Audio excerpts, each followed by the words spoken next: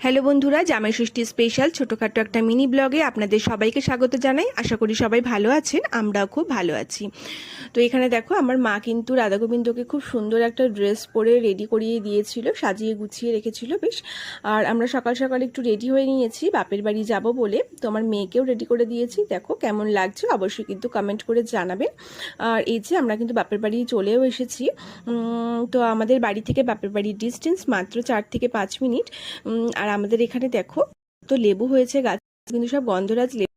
আর এত লেবু হয়েছে যে করা যাবে, প্রচুর লেবু হয়েছে। আর লেবুগুলো কিন্তু খুব গন্ধ, খুব সুন্দর গন্ধ। আর এখানে আরও নানা রকম অনেক আরও ফুল গাছ টাছ আছে। আমার মা নিজেই এগুলো যত্ন করে আর কি। আমার মা যে খুব গাছপালা খুব ভালোবাসে আর কি। আর এখানে দেখো পেছনে একটা কাঁঠাল গাছ আছে আমাদের বাড়ির পেছনে, ওটাতেও কিন্তু 4-5টা মতন কাঁঠাল হয়েছে। তারপরে সবার জন্য একটু লস্যি বানিয়ে নিয়েছিলাম।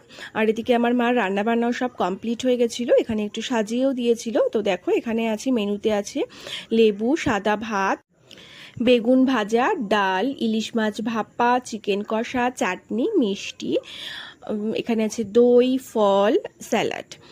তো আপনাদের কার কার কী কী মেনু হয়েছে অবশ্যই কিন্তু কমেন্ট করে জানাবেন। তো আজকের মতন টাটা বন্ধুরা, দেখা হবে নেক্সট ভিডিওতে।